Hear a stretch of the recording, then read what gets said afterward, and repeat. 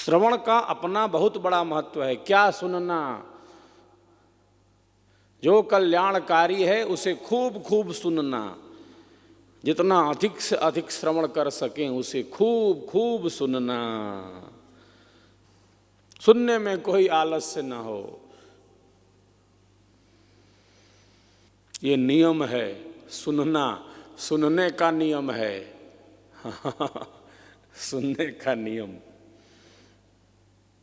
नियम हम किसको समझते हैं? आगे है ना नियम। हाँ, ये नियम है सुनने का, ये नियम है श्रवण का। जो सुनना है वही सुनना। जो कल्याणकारी है सुनते हुए भी न सुनना, ये भी बात है। जो अच्छा है वही सुनना है। और जो कल्याणकारी नहीं है, कई बार ऐसे शब्द आ जाते हैं कान में, सुनते हुए भी ना सुनना, हम सुन नहीं रहे।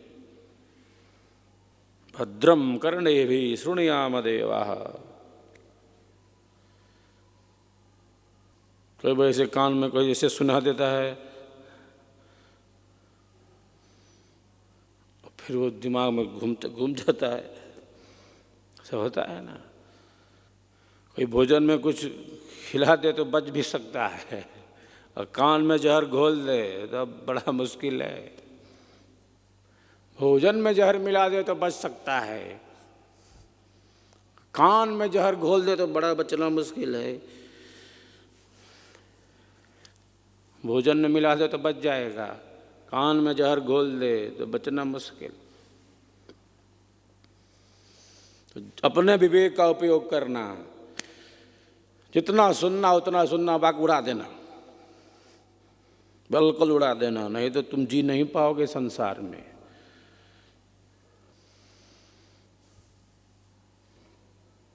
सत्संग सुनना, सर्वेद की वाणी बकवास नहीं सुनना, बिल्कुल नहीं।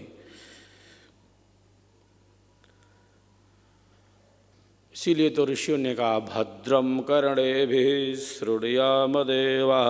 बात खत्म। तो नियम जो हैं ये कैसे हैं? श्रवण का नियम है। स्वाध्याय में अध्ययन भी करना है, श्रवण भी करना है, निरीक्षण करना है अपने विचारों का। और बुरे विचारों का ज़्यादा कब विचार आए, कैसे आए,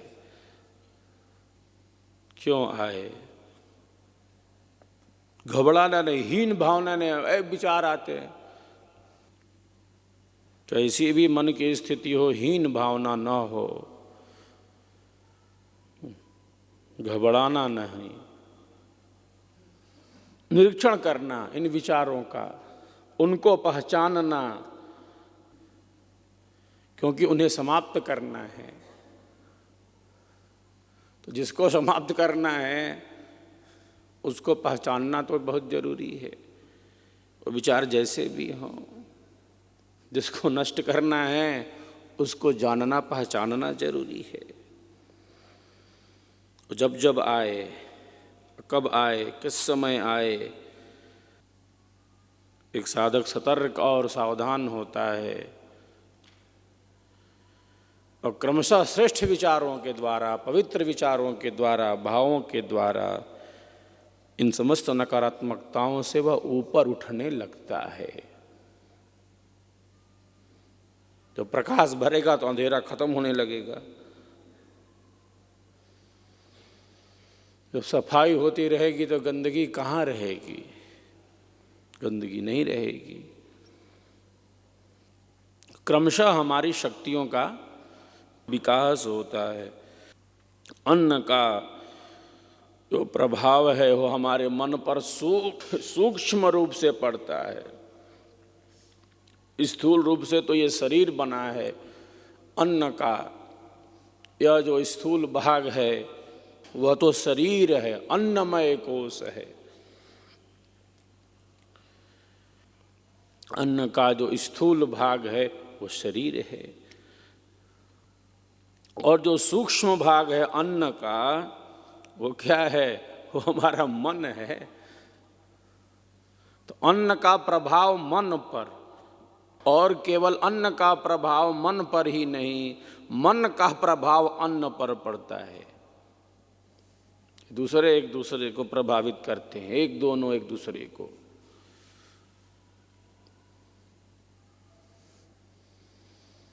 अन्न का प्रभाव मन पर पड़ता है, और केवल अन्न का प्रभाव मन पर थोड़ी पड़ता है, मन का प्रभाव अन्न पर पड़ता है। अन्न ग्रहण करते समय मन की क्या स्थिति है? तो मन का जो प्रभाव है किस पर पड़ा? जो अन्न ग्रहण कर रहे हैं, हम भोजन कर रहे हैं, और उस समय हमारे मन की क्या स्थिति है, क्या विचार कर रहा है? तो अन्न पर पड़ा कि नहीं? पड़ गया ना। तो केवल अन्न का प्रभाव मन पर नहीं है, मन का प्रभाव भी अन्न पर है। जैसा खाए अन्न वैसा होए मन, और जैसा होए अन्न, जैसा होए मन वैसा होए अन्न, ये भी बात है। क्योंकि हमारे मन की स्थिति क्या है? युक्ताहार विहारस्य युक्तचेष्टस्य कर्मसु युक्त स्वप्नावबोधस्य योगो भवति दुःखः। इसीलिए योगीराज कहते हैं, गीता में अर्जुन को बतलाते हैं, युक्त आहार हो, विहार हो, युक्त हो। पहले टीवी चालू करो तब खाएंगे हम, बिना टीवी चालू किए तो खा नहीं सकते। तो नहीं क्या देख रहा है और खा भी रहा है। फिर कहता है कि मन बहुत चल चले, बैठते साधना भी रुकता ही नहीं। शांति से बैठकर अन्न भी ग्रहण नहीं करते, और फिर कहते हैं कि ऐसे गड़बड़ हो, गड़बड़ है। गड़बड़ है तो किसका गड़बड़ है? पड़ोसी का, उसका गड़बड़ है। गड़बड़ है तो किसका गड़बड़ है? दूसरे का गड़बड़ है। अन्न ग्रहण का संबंध मन से है, और हमारी मानसिक स्थिति का प्रभाव ग्रहण कर रहे अन्न पर पड़ रहा है सूक्ष्म रूप से।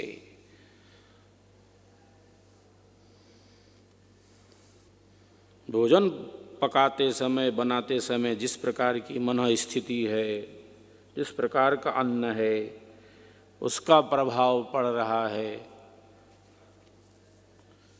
अन्न पर, विचारों पर। तो मन की शक्ति इतनी व्यापक है, इतना इसका व्यापक प्रभाव वाला है, इतनी शक्तियों वाला है। तो बुद्धि की अस्थिरता हो जाती है, बढ़ जाती है, क्योंकि मन अन्न का ही एक प्रकार से सूक्ष्म रूप हो जाता है। जो हम ग्रहण कर रहे हैं, जो हम आहार ले रहे हैं, जो बाहर से ग्रहण कर रहे हैं, जो कुछ भी ग्रहण कर रहे हैं, अन्न जल आँखों से ग्रहण कर रहे हैं, जो कुछ भी हम बाहर से ग्रहण कर रहे हैं, उसका प्रभाव हमारे मन पर, हमारे चित्त पर पड़ रहा है, और विशेष रूप से पड़ रहा है। इतनी श्रेष्ठ स्थिति सबकी नहीं कि कहीं भी रह के स्वयं को स्थिर रख पाएं। सबकी चेतना का उतना तो विकास नहीं। सब तो उस दिव्य मंडल में स्थित नहीं कि कहीं भी भेज दो कुछ असर पड़ता नहीं। सब आत्मस्थ तो है नहीं, सबकी आध्यात्मिक चेतना का उतना विकास तो है नहीं। भिन्न भिन्न मन स्थिति है। चित्त की सबकी स्थिति कहाँ है, मन की स्थिति कहाँ है, विचारों की स्थिति कहाँ है। तो निरंतर इसका चिंतन करता है एक साधक। और जो बाहर है, जो विनाशी है, जो मिटने वाला है, जो जैसा है उसका वैसा ही चिंतन करता है, वैसा ही चिंतन करता है कि नश्वर है, सब मिटने वाला है, मिट चुका है और फिर मिटेगा, बदल रहा है और बदल जाएगा। मित्र प्यारे सोच देखो, विश्व में क्या नित्य है, दृश्य जो विचित्र भासे वह सभी अनित्य है। जो आज देखो कल नहीं, जो कल रहा सो अब नहीं, प्रकृति का यह खेल है, क्षण क्षण बदलता सब सही। इस प्रकार से वह अपनी संकल्प शक्ति का विकास करता है। यह भी तो नियम है, संकल्प शक्ति का विकास का नियम है। नियम यह है कि किसके साथ योगी का जीवन रहेगा, यह नियम है ना। योगी अयोगी के साथ थोड़ी रहेगा, ये नियम है।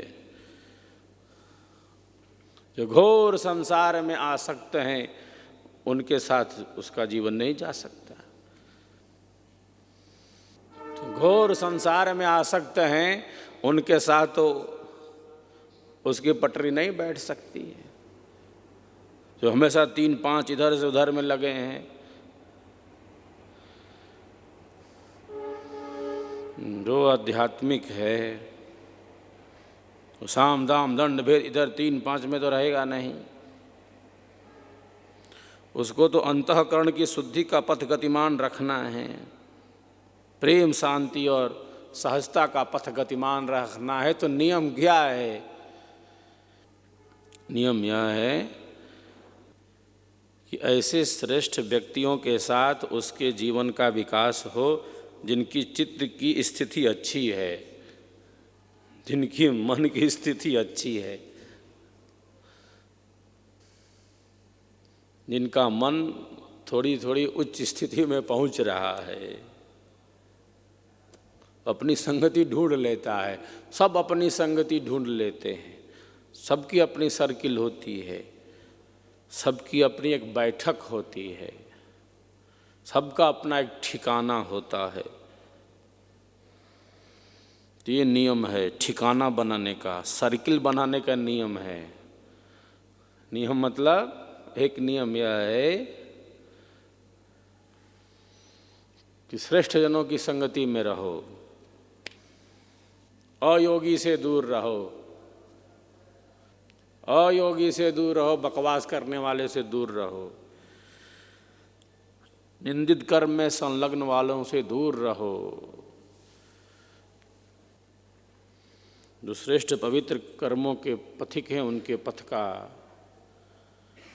पथ प्रदर्शक बनो और उनके पथ को और आगे बढ़ाओ। तो ऐसी ही इच्छा शक्ति के विकास का नियम है। नियम मतलब इच्छा शक्ति का विकास, संकल्प शक्ति का विकास, संतोष की शक्ति का विकास। संतोषात् उत्तम सुख लाभः, और स्वाध्याय का वह पथिक होता ही है। ईश्वर प्रणिधान का वह अभ्यासी होता है। ईश्वर के दिव्य गुणों का बार बार वह स्मरण करता है, बार बार ईश्वर के दिव्य श्रेष्ठ गुणों का स्मरण करता है। ज्ञानी भक्त तो इसी ज्ञान में निमग्न है। भक्त भी 4 प्रकार के हैं। एक आर्त भक्त हैं, एक जिज्ञासु हैं, एक अर्थार्थी हैं और एक ज्ञानी भक्त हैं। तो ज्ञानी तो ज्ञान में निमग्न है, वो तो प्रेम के प्रवाह में है और ज्ञान के साथ साथ उसका प्रेम बढ़ रहा है। उसका ज्ञान केवल बौद्धिक तो है नहीं, उसके ज्ञान का आधार केवल बुद्धि तो है नहीं, उसके ज्ञान का आधार केवल वाणी तो है नहीं, उसके ज्ञान का आधार तो आंतरिक है। उसके ज्ञान का आधार तो अद्भुत है, आध्यात्मिक है। तो आंतरिक ज्ञान श्रेष्ठ ज्ञान है और वह प्रकट हो जाता है। सेवा सत्संग साधना ही आनंद और मंगल का मूल है। तो जीवन की यह विधि जो हमें इस निरंतरता से जोड़ी रखती है, इस निरंतर्य से सदा हमें आप्लावित रखती है कि हम अपने श्रेष्ठ संकल्पों की बारंबार पुनरावृत्ति करें, बारंबार पुनरावृत्ति करें, सत्संगति का आनंद लाभ लें, तप का अभ्यास करें, श्रेष्ठ विचारों का खूब खूब चिंतन करें, श्रेष्ठ विचारों को, शुभ विचारों को निरंतर गतिमान रखें। यह भी तो नियंत्रण की विधि है। सेवा कार्य को गतिमान रखें और विचारों के इस उतार चढ़ाव पर जो अनियंत्रित विचार हैं, कुत्सित विचार हैं, अकल्याणकारी विचार हैं, एक साधक श्रेष्ठ विचारों के द्वारा इन पर नियंत्रण प्राप्त कर लेता है। श्रेष्ठ विचारों के द्वारा इन पर नियंत्रण प्राप्त कर लेता है। जहाँ प्रेम का ही प्रवाह है, जहाँ बुद्धि का कोई बल नहीं, जहाँ प्रेम का ही तो प्रवाह है। पोथी पढ़ी पढ़ी जगमुआ पंडित भयानक हो, ढाई आखर प्रेम का पढ़े सो पंडित हो। जहाँ बुद्धि का व्यायाम थोथा पड़ जाता है, जहाँ है तो केवल प्रेम का प्रवाह। और जब अंतरात्मा में प्रेम रस की धारा प्रवाहित हो जाती है, ऐसी है इश्क की मस्ती, ऐसा है इश्क का प्रवाह। क्योंकि परमात्मा ही आनंद स्वरूप है, इसीलिए तो हम आनंद चाहते हैं। क्योंकि हम चेतन हैं, हम आनंद चाहते हैं। प्रातःकाल से रात्रि शयन तक हमारी जो भी कुछ क्रिया है, उसके मूल में हम सुख ही तो चाहते हैं, अनुकूलता ही तो चाहते हैं, हम अपनी कामनाओं की सिद्धि ही तो चाहते हैं। हम शांति चाहते हैं, आनंद चाहते हैं। क्यों आनंद चाहिए? क्योंकि परमात्मा ही आनंद स्वरूप है। रसो वैश्यः, आनंद ही ब्रह्म है, ब्रह्म ही आनंद है। जो कुछ भी है यहाँ, वह भी तो उसी की देन है। सारे संबंधों के मूल में तुम ही हो प्रभु। जो कुछ भी है उसके मूल में भी तो वही है, और इससे परे भी तो वही है। वाणी में भी वही और मौन में भी वही, प्रकृति के कण-कण में वही और इससे भिन्न भी वही। सूक्ष्म से सूक्ष्म वही, छोटे से छोटा वही, उससे छोटा कोई दूसरा नहीं, और बृहद से बृहद वही। अनंत रूपों में विभक्त है और कोई रूप भी नहीं, सब रूप उसके, सब नाम उसके और वह अनाम। ऐसा विविध स्वरूपों वाला अकथ जिसे कहते हैं, कहा न जाए, जितना कहो वह कम। अकथ अलौकिक तत्व है, अज अनादि अनादि है। ऐसा प्रवाह प्रेम का जो अंतरात्मा में प्रवाहित होती है।